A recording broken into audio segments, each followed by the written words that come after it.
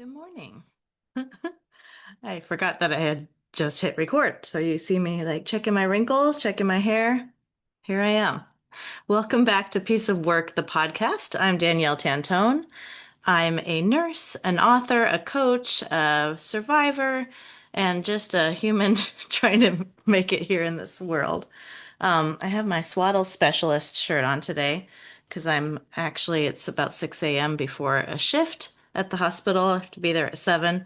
And I really wanted to get this recording done because I am trying to keep a commitment to myself of being ultra consistent on publishing this every Wednesday at 5 a.m. And it's Tuesday. No, it's only Monday. I still have a couple days, but I work both of those days at the hospital. So thought I would squeeze in a little recording. We'll see if this is the one that actually ends up getting published because, sometimes I have to redo it and I don't have time to redo it this morning. So we'll see. But anyway, I wanted to talk to you about progress, pacing, and just trusting the process even when you can't see the outcome yet. Kind of like trajectory over timing. Um, so here I am, not from a perfectly polished studio, but real life. Um, and I've been thinking about this a lot as I'm struggling with my own, trajectory and my own goals. I'm working on finally writing my second book. I published one book that was a memoir, that was a story from a piece of my life. It's called Piece of Work.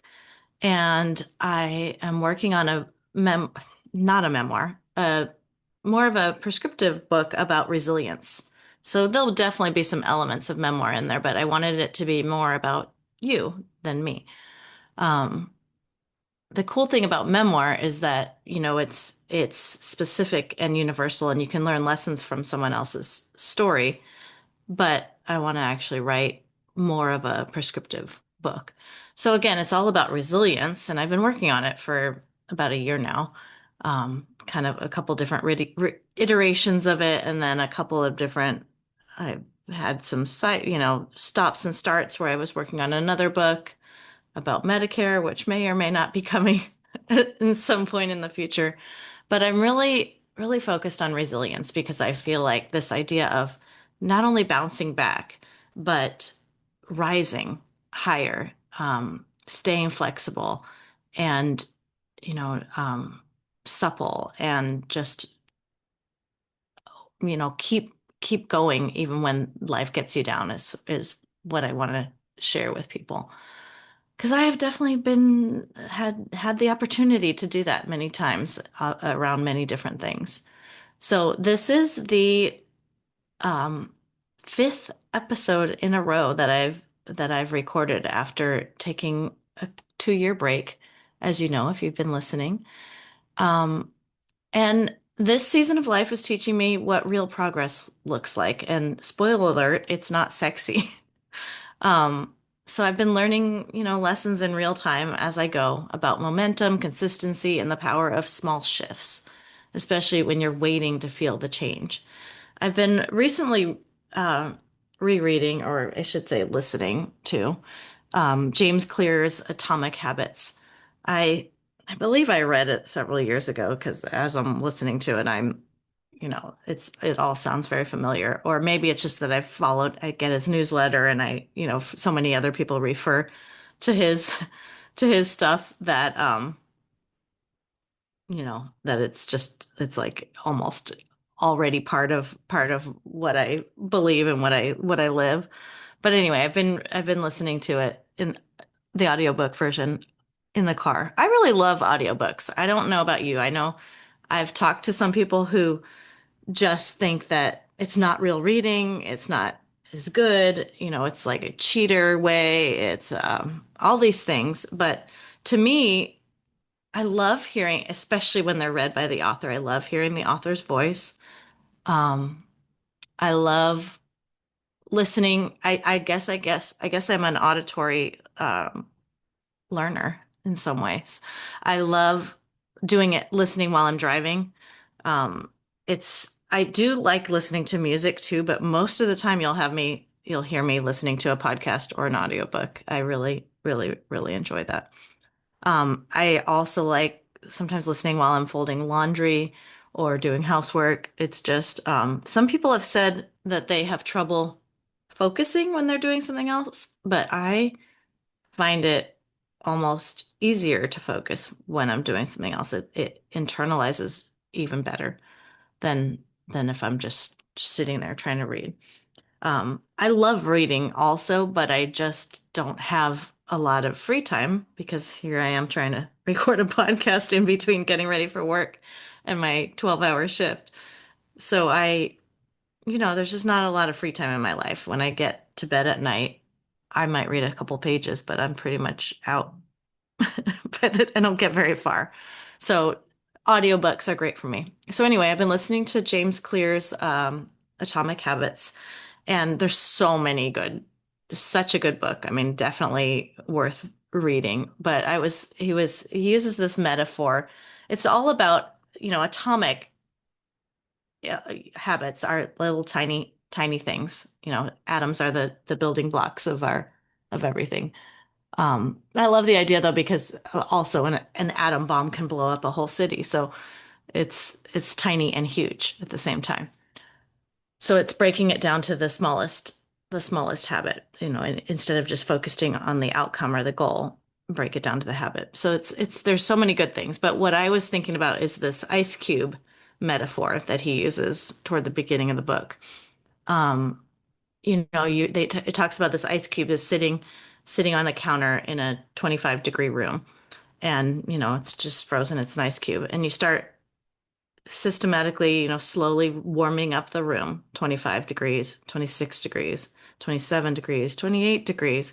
And the ice cube just sits there. It hasn't changed at all. It looks exactly the same. Even though you've warmed up the room a lot, like you've warmed it up 5 degrees, like why is it still the same? And I think it can feel a lot like that in when you're working on a book or where you're working on, building a business or when you're working on trying to lose weight or trying to build a habit or trying to run faster or run more miles. It can feel a lot like you're doing all this work and nothing is moving forward. But the thing is, it is. I mean, as you know how temperatures work. I mean, you get to 29 degrees, 30 degrees, still you don't see anything. 31 degrees, 31.9 degrees. What if you quit then? I mean, I think that's what we do sometimes is like we get to 31.9 degrees and then we quit. And right at 32 degrees is when all the magic happens. And it looks like it just happened instantaneously, but you've been working on it that whole time. So that's kind of how felt with a lot of things I've worked on in my life. I've been, I'm trying to write this. My original goal was to finish my book by the end of January, which may actually be a little bit too lofty given everything that I have going on. But in my mind, I was like, you know what? It's already written. I've been working on it. There's little pieces of it. I really just have to bring it all together. It's all in my head. It's all, in my notes. So it really shouldn't be that hard to bring it all together. Maybe I'm not at 31.9 degrees. I'm probably still at like 27 degrees if I'm really honest. But I've been working on it and it is already warming up. It is already getting there. So that's kind of the idea that's been in the back of my mind this week is that real change happens 1 degree at a time. And it's happening even when you can't see it. So keep going. And that's keep going. Whether you're trying to work on your health or a or a business idea, keep going. That's what I'm trying to remind myself. Um, so yeah, I'm in the thick of it, writing my book. I gave myself a really ambitious goal of trying to write 2,000 words a day to finish by the end of the month. Um, and it's kind of funny because James Clear says, make the habit easy, start small. So don't start trying to write 2,000 words a day. Write two, not 2 pages a day, or 1 page a day. Something really, really minute, rather than something that's impossible to do. But I thought that since I'm not starting from scratch, I'm starting from a whole bunch, and a lot of it's more revising than actual writing from scratch that I should be able to do it. I was like hoping that this craziness of my life will just write the book for me, but it's kind of not going quite that way. So I might have to go back to, make giving myself a little more of a reasonable goal and writing a little bit more of a reasonable amount each day. Kind of just like I did with this podcast. I just realized today it doesn't have to be an hour episode. It doesn't even have to be a 30-minute episode like my others have been. It can be a 15, 20-minute episode. You know, I think you guys will be okay if you don't hear me rambling on for 30 minutes. So anyway, the ice cube metaphor, you're raising the temperature, you're building momentum. You just don't see anything until you cross that invisible line. And the truth is, most of us give up at 31 degrees because you've been working so hard for so long, and it's like you can't see the progress. But the shift is happening. So I've been acutely, another word that he mentions a lot in his book that I've been aware of is trajectory. And that has been a big buzzword in my life over the past year as my daughter has had some big struggles, and I used that word. I can see this trajectory of where this is going, and I don't like it, and I want to shift her trajectory. And thankfully, we it has shifted dramatically, which is amazing. But what I've always learned about trajectory, and I don't know if this came from James Clear or if he borrowed it from someone else, because I've been talking about this for years, is that, a 1 degree shift is dramatically changes where you end up. Um, you think of an airplane. If you just change that trajectory a tiny, tiny bit, and I'm not good with the numbers to know exactly what that amount is. I mean, that plane could have been headed for New York and ends up in Miami instead because of a tiny, tiny shift. So that has always been kind of at the back of my mind is like, you don't have to do these huge, huge shifts. The same thing when you're driving, when you're driving a boat. I've only driven a boat a few times here and there over the years, but the biggest thing you learn really quickly is that you don't make huge turns. You just shift slightly, and it has a little bit of a lagging reaction. It's not like a car where it just instantly turns. So trajectory has been a really big thing. It's not about instant results. It's about the direction that you're headed, and a small pivot can change everything. Um, there's one more thing I wanted to say about that. Oh, I remember a quote that I heard like years and years ago about, you know, if you're headed in the wrong, if you're working really hard, but you're not heading in the right direction, then, you're going to get nowhere quickly. I'm really butchering it, but, it is important to know where you're heading, to know what your goal is. And then it's also important to just make those small movements forward. It doesn't take as much once you're heading in the right direction. All right. So one more thing I happened to read this week that I wanted to talk about was this story about Kevin Plank, who um, came up with oh my gosh, what's Under Armour. And um, the story, I don't know about you, but I always end up reading, I guess, how Facebook and TikTok and all of these algorithms give you more of what you click on and what you like. So on Facebook, which is probably the social media platform that I am on the most. Yeah, hello, Gen X, I guess. But on Facebook, I always see reels about babies. I'm a postpartum nurse, so I guess I see reels about babies, houses, um, like organizing and things like that. Sometimes recipes, lots of babies, and lots of things that have to do with labor and delivery and having babies, which is funny since I'm not in that season myself, but because my life is. But anyway, I also in my feed get lots of these inspirational stories. A lot of times they're about a historical figure, and they're really clearly written by AI, usually, kind of long. Some of them are really bad, clickbait where you have to like go through a bunch of ads, and I still sometimes read them because I like them. It's like a story of like someone who rises up from the ashes. I love those stories. And this one it's not like a clickbait one. It was actually a full post that I could actually read without having to click on a link.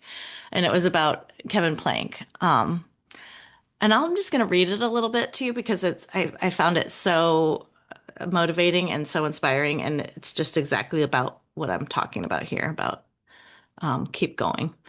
So, living in his grandmother's basement, took on Nike with 40,000 in debt, built a $5 billion empire anyway. Kevin Plank was 23 years old. Special teams captain for the University of Maryland football team, one of five boys in a fiercely competitive family. His brothers were athletes. Kevin was the backup. Never the star, always fighting for playing time. Changed his sweat-soaked cotton t-shirt two or three times a practice every single day. His compression shorts stayed dry. His cotton shirt was drenched. This didn't make sense to him. After graduation, everyone had the same advice. Get a real job. You are a backup fullback. Nobody cares. Cotton t-shirts, that's your big idea? The sportswear market is owned by Nike and Adidas. Nike has billions. You have credit card debt. You couldn't make it as a player. What makes you think you can sell to them? He didn't listen. Here's what Kevin knew that everyone else missed. Athletes didn't need another Nike. They needed a solution Nike wasn't providing. Cotton shirts had been the standard for decades. Nobody questioned it, but every player changed shirts two or three times a practice. That wasn't normal. That was $1 billion problem hiding in plain sight. So he went to work, drove to New York's garment district, walked fabric shop to fabric shop, felt every material he could find. Found a moisture wicking synthetic fabric, the same stuff his compression shorts were made from. Took it to a tailor, had her sew 7 prototypes, gave them to his former Maryland teammates, asked them to wear them, tell him what worked and what didn't. They loved them. That's what when Kevin knew he had something. Sorry, my reading is so bad. It is 6 a.m. after all. He called it Under Armour, the U instead of O because the URL was available. Spent his $450 on business cards. Then he started selling. Moved into his grandmother's basement in Georgetown, set up a shop on a futon. Drove to every college campus on the East Coast. Walked into locker rooms. Handed shirts to equipment managers. Try these. If your players like them, I'll come back and sell you more. Most people told him no. Some threw him out. Kevin kept driving. I'm going to skip ahead to the end. So then, he's going by 1990, I guess I can't really skip. His girlfriend Molly was helping him pack boxes at night. I skipped a little bit. They'd ship orders during the day. By 1997, Under Armour did $100,000 in revenue. By 1998, 300,000. Still running everything from that basement. By 1999, Kevin was $40,000 in credit card debt. Collection agencies were calling. His grandmother was worried. His girlfriend wondered if he'd ever pay it off. Most people would have declared bankruptcy, started over, got a corporate job. Kevin didn't. Then in 2000, Kevin made a decision that almost killed the company. ESPN, the magazine, offered him a full page ad, $25,000. He didn't have $25,000, didn't have $2,500, $2,500, I guess. He was already drowning in debt. Everyone told him not to do it. You'll bankrupt the company. Magazine ads don't work for athletic gear. Nike spends millions. You're spending everything on one ad. Athletes don't buy from guys in basements. Kevin did it anyway. Maxed out another credit card. The ad ran in October 2000. Last month, Under Armour did $7,500,000 in sales. That, that month, not last month. Last month they did billions. Anyway, in 2005, the company went public, raised 153 million on the first day. Kevin was 33 years old. The company he started in a basement was now worth over $1 billion. So it goes on, but the point is, debt isn't failure. It's the price you pay for building something real before you can afford it. Being the backup doesn't make you less capable. It makes you hungrier. Stop waiting for permission from the industry leaders. Stop thinking you need to be the star to start something. Find your problem, find your prototype, load your car trunk. And then the last thing it says more, it says, don't quit. So I think that's a reminder for me and hopefully for you just to keep going with whatever it is that is your, maybe it's not $1 billion idea, and maybe it's not even a product, and maybe it's not even a business. But whatever you're envisioning for your life, just keep moving forward, even when it doesn't seem like it's working. This has been the theme in my personal life this year, over the past year, and then as well as now. So I'm Danielle Tantone. That's it for today.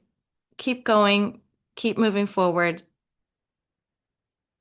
keep that trajectory in the right direction, and you'll get there.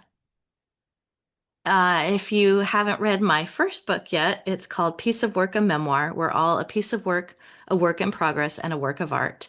It's available on Amazon. Maybe eventually I'll have it on my own website, which is danielletantone.com. You can also see me on social media. I'm trying to work on getting a little bit bigger presence there. I have an assistant helping me now, so that's exciting.